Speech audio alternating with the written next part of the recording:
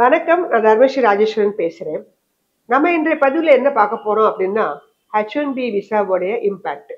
ஏன்னா இந்த 2, 3 நாளாகவே ஒரு சனி, ஞாயிறு வந்தாலே அவர் ஏதாவது ஒரு பெரிய விஷயத்த ட்வீட் பண்ணிட்டு தான் இருக்கிறாரு.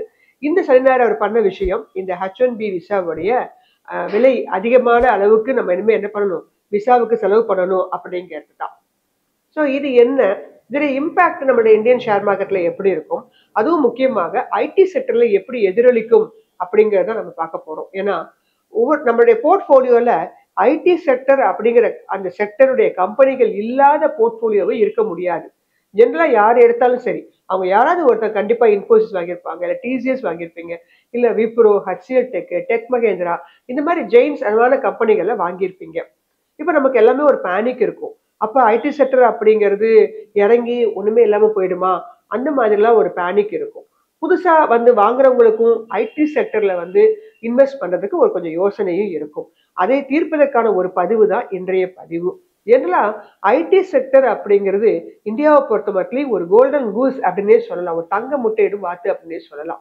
ஏன்னா இந்த ஐடி செக்டருடைய வேல்யூ பாத்தீங்கன்னா $245 பில்லியன். 60% ரெவென்யூ நமக்கு யூஎஸ் கிளைண்ட்ஸ் மூலமாக வருது. ஸோ அதனால இவங்க மெயினா என்ன சர்வீஸ் பண்றாங்க? Cloud, cyber security, artificial intelligence, banking and outsourcing பண்றது இந்த மாதிரி விஷயங்கள்லாம் அவங்களோட இன்வால்மெண்ட் அதிகமாக இருக்குது. ஸோ இந்த H1B விசா அப்படிங்கிறது கம்பெனிகள் எந்த மாதிரி கம்பெனிகள்ல எந்த மாதிரி தாக்கத்தை உண்டு பண்ணும் அப்படின்னு முதல்ல பார்த்துடலாம். ஸோ ஹையர் ரெவென்யூ யூஎஸ்ல இருந்து அதிகமான ரெவென்யூ கிடைக்கக்கூடிய கம்பெனிகள் யாருன்னு பார்த்தீங்கன்னா சாகிலிட்டி அப்படிங்கிற company 100% revenue, Birlasoft 86% revenue வருது, Mphasis 82%, Persistent 79%, L&T Mindtree 73%, Zensar technology 67%, HCL tech 66%, Wipro 62, Infosys 60, tech Mahindra 52, TCS 51, Coforge 50, L&T technology 55% revenue அங்கிருந்து வருது. மேஜரா பாத்தீங்கன்னாலே ஒரு 50% ரெவென்யூ இந்த கம்பெனிகளுக்கெல்லாம் யூஎஸ்ல இருந்து வருது. அப்ப இந்த கம்பெனிகள் எல்லாம் ஒரு தாக்கம் கண்டிப்பாக இருக்கும். ஏன்னா இவங்க அனுப்பக்கூடிய இனிமே இங்க இருந்து அனுப்பக்கூடிய அவங்களுடைய எம்ப்ளாயிஸுக்கு கிட்டத்தட்ட வந்து 88 லட்சம் ரூபாய் கட்டணும் அப்படின்னு அவங்க யோசிக்கிறதாவே செய்வாங்க. அந்த அளவுக்கு அவங்களுக்கு வந்து முதல்ல ப்ராஃபிட் வரணும். வந்த ப்ராஃபிட் எல்லாமே இந்த மாதிரி கொடுத்துட்டா என்ன பண்றது அப்படிலாம் அவங்க கண்டிப்பாக இந்த கம்பெனிகள் தங்களுடைய எம்ப்ளாய்மெண்ட்டை வந்து சோர்ஸ் பண்ணும்போது எம்ப்ளாயிஸை வந்து வெளிநாடுக்கு அனுப்பலாம் அப்படிங்கிறதுலாம் இனிமே கொஞ்சம் பார்த்து தான் பிளான் பண்ணுவாங்க அப்படின்னு நினைக்கிறேன். அதே மாதிரி இந்த கம்பெனிஸ் வந்து எம்ப்ளாயிஸ் வந்து எந்த அளவுக்கு அதிகமான அளவுக்கு ஹையர் பண்ணக்கூடிய கம்பெனிகள்லாம் யாருன்னு பாத்தீங்கன்னா அதுல பெரும்பாலும் ஹையர் பண்றவங்க அமெரிக்கன் கம்பெனிஸா தான் இருக்காங்க. First Amazon 10,044, TCS 5,055, Microsoft 5,189, Meta 5,123, Apple 4,282, Oracle 2,092, Google 4,181, Cognizant 2,493, JP Morgan 2,440, Walmart 2,390, Deloitte 2,347, Infosys 2,004, Capgemini 1,844. இதுல நான் பார்த்த வரைக்கும் நம்மளுடைய கம்பெனிகளாக இங்க இருக்கிறது டிசிஎஸ் அண்ட் இன்ஃபோசிஸ். மற்றவங்க எல்லாமே எந்த கம்பெனிகள் பார்த்தீங்கன்னா எல்லாமே உங்களுக்கு அமெரிக்கன் கம்பெனிஸ் தான். இந்த டெக் கம்பெனிஸ் வந்து ஸ்பான்சர் பண்ணக்கூடிய கம்பெனிஸ். அதனால இந்த மாதிரி ஒரு தாக்கம் எதனால ஏற்பட்டுச்சு? இது வந்து எதனால அவர் ட்ரம்ப் பண்ணிருக்காரு அப்படின்னா அவருக்கு ஒரு வருஷத்துக்கு ஒரு $100 மில்லியன் வந்து உங்களுக்கு வந்து பணம் உள்ள வரும். அதே மாதிரி அமெரிக்காவில் உள்ள அமெரிக்கன் வந்து எம்ப்ளாயிஸா வைக்கலாம். இந்த மாதிரி சில காரணங்களை சொல்லியிருக்காரு. ஏன்னா அவர் முதல்ல டாரிஃப் கொடுத்து பார்த்தாரு. அதுல எந்த விதமான முன்னேற்றமும் இல்ல. இயல்பான வாழ்க்கையை தான் இந்தியாவில வந்து லீட் பண்றாங்க. ஏன்னா நம்ம வந்து அடுத்த கண்ட்ரிக்கு வந்து நம்ம அதை வந்து ஸ்விட்ச் ஓவர் பண்ணிக்கலாம். ஆனா இது அப்படி இல்லை இல்லையா? மேஜரா நம்ம வந்து வெகுவா டைப் ஆயிருப்போம் ஐடி செக்டர்ல.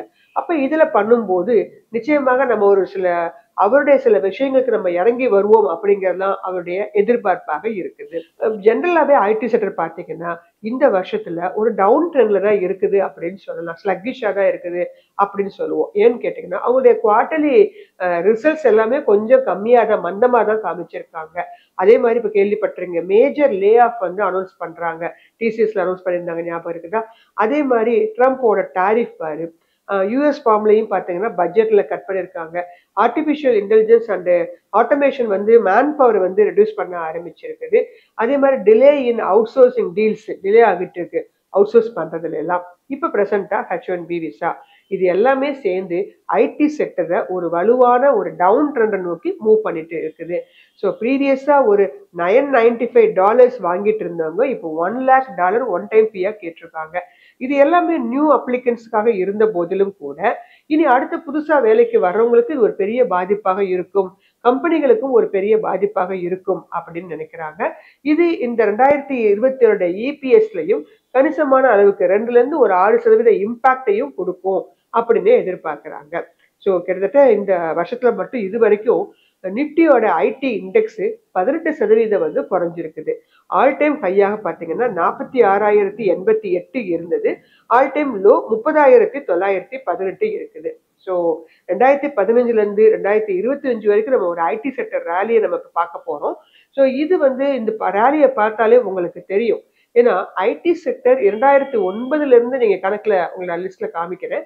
இது எப்படி வந்து உங்களுக்கு பிளஸ்ல முடிச்சிருக்காங்க, ஒரு வருஷத்துக்கு அவங்க எவ்வளவு பிளஸ்ல முடிச்சிருக்காங்களா இல்ல மைனஸ்ல முடிச்சிருக்காங்களா அப்படிங்கறத நம்ம செக் பண்ணிக்கலாம்.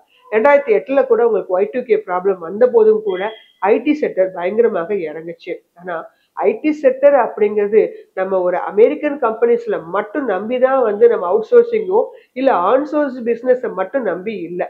ஐடி அப்படிங்கிறது பலதரப்பட்ட துறைகள்ல நமக்கு வந்து உதவி செஞ்சிட்டு இருக்குது.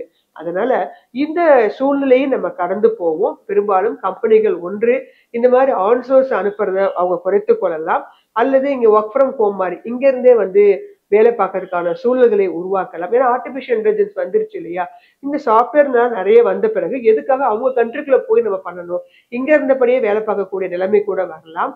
அல்லது வந்து பாத்தீங்கன்னா மற்ற கண்ட்ரிகளுக்கு நம்ம வந்து போய் வந்து வேலை செய்யறதுக்கான வாய்ப்புகளை உருவாக்கி கொடுக்கலாம். யூகே எல்லாம் பாத்தீங்கன்னா இந்த சார்ஜஸ் எல்லாமே நாங்க இல்லாமலே பண்றோம் அப்படின்னு சொல்றாங்க. ஸோ என்ன இருந்த போதிலும் டெக் கம்பெனிஸோ டெக்கீஸா இருக்கக்கூடியவங்க இது எல்லாமே என்ன பொறுத்த மட்டும் மறைமுகமாக நம்ம நாட்டுல இருந்து வேலை செய்யறதுக்கு இது ஒரு உதவியாக இருக்கும் அப்படின்னு நினைக்கிறேன். ஏன்னா நல்ல தரமான திறமையான இளைஞர்கள் எல்லாமே இங்க படித்து முடித்து விட்டு பிறப்பு வேலைக்காக மட்டுமே அங்க செல்வதனால் தானே இந்த பிரச்சனை வருது. ஸோ இங்க உள்ள கம்பெனிகளிலும் அவங்க வந்து நிர்வாகம் பண்ணி அல்லது இங்க உள்ள கம்பெனிகள்ல வந்து இன்வெஸ்ட் பண்றது, இங்க உள்ள கம்பெனிகள்ல தங்களுடைய திறமைகளை காமிப்பதன் மூலமாக இந்த இந்திய நாட்டும் வந்து உங்களுக்கு எக்கனாமிக்கல் வழியாக வளம் பெறும். அதே மாதிரி வெளிநாட்டுல இருந்து இந்த மாதிரி பிரச்சனைகள் இனி வந்து மக்களுக்கு தெரிஞ்சிருக்கும். எப்ப வேணாலும் எந்த கண்ட்ரிலையும் இந்த மாதிரி பிரச்சனைகளை உண்டு பண்ணிடுவாங்க. ஸோ அதனால இந்திய ஷேர் மார்க்கெட்டும் சரி, இந்திய மியூச்சுவல் ஃபண்டும் இருக்கக்கூடியவங்களும் சரி, மியூச்சுவல் ஃபண்ட் கேள்விப்பட்டிருப்பீங்க, வரலாறு காணாத அளவுக்கு அதுல இன்வெஸ்ட்மெண்ட் வந்துட்டு இருக்கு. இந்தியன் எக்கானமி 3rd பிளேஸ் கூட வந்துரும் அப்படின்னு சொல்லிட்டு இருக்காங்க. அப்படி இருக்கும்போது வெளிநாடுகளில் சென்று இந்த மாதிரி வேலை பார்ப்பதற்கான அந்த இதெல்லாம் வந்து கொஞ்சம் குறைய ஆரம்பிக்கும். இந்த அளவு ரெஸ்ட்ரிக்ஷன் கொடுக்குறாங்க அப்படிங்கும் போது இதை தாண்டி பணம் கொடுத்து உங்களை நிறுவனங்கள் எடுத்துக்கொள்வதற்கு தயாராக இருக்காத பட்சத்துல நாம இருந்து இந்திய கம்பெனிகளையும் இன்வெஸ்ட் பண்ணி இந்திய கம்பெனிகள்ல வேலைக்கு போனோம்னா இந்த மாதிரி பிரச்சனைகள்லாம் சால்வ் பண்ணலாம். ஏன்னா ஐடி செக்டர் அப்படிங்கிறது பேங்கிங் செக்டருக்கு அடுத்தபடியாக மிக முக்கியமான ஒரு சர்வீஸ் செக்டர். அந்த சர்வீஸ் செக்டர்ல அவர் இப்ப கை வச்சிருக்காரு. ஸோ அதன் காரணமாக இது வந்து ஒரு பெரிய லெவல் தாக்கத்தை இந்திய பங்குச்சந்தைகள் கொடுத்ததா அப்படின்னு கேட்டீங்கன்னா கண்டிப்பாக கொடுத்தது. ஆனா வரி ரீகெயின் ஆகி வந்துருச்சு. ஏன்னா இந்த மூலமாக ஒரு வருஷத்துக்கு எவ்வளவு பேர் போறாங்க, 85,000 பேர் போறாங்க. ஸோ அந்த 85,000 பேருடையனால ஐடி செக்டர் ஹோலாவே வந்து என்ன பண்ணாது, பாதிக்கப்பட மாட்டாது.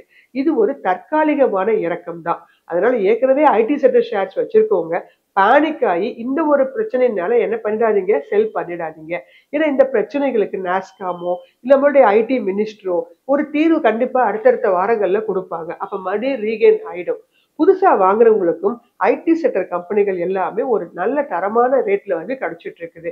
ஸோ இந்த ரேட்ல நீங்க வாங்குனீங்கன்னா அடுத்த 1 வருஷம் 2 வருஷம் கழிச்சு ஏதோ ஒரு குட் நியூஸ் வரும்போது நமக்கு ஒரு நல்ல லாபத்தை கொடுக்கக்கூடிய கம்பெனிகளாக தான் இருக்கும். நம்ம இந்த சார்ட்டை பார்த்தாலே உங்களுக்கு தெரியும். அதனால இந்த ஒரு H1B விசாவோடைய தாக்கம் என்பது ஒரு தற்காலிகமான ஒரு டவுன் ட்ரெண்ட் தானே தவிர நீண்ட கால அடிப்படையில் இது நம்மளுடைய இந்தியன் எக்கானமிக்கும் இம்ப்ரூவ் வந்து வசதியாக இருக்கும், இந்தியன் எக்கானமியும் இம்ப்ரூவ் பண்ணும். அதே மாதிரி ஒரு பயமில்லாத ஒரு சூழல், வேலை வாய்ப்புகளிலும் புதிய புதிய வேலை வாய்ப்புகள், புதிய ஸ்டார்ட் அப்ஸ் எல்லாம் வருவதற்கான ஒரு தூண்டுகோலாக அமையும் அப்படிங்கிறது தான் என்னுடைய கருத்து என்று சொல்லி இந்த பதிவினை நிறைவு செய்கிறேன்.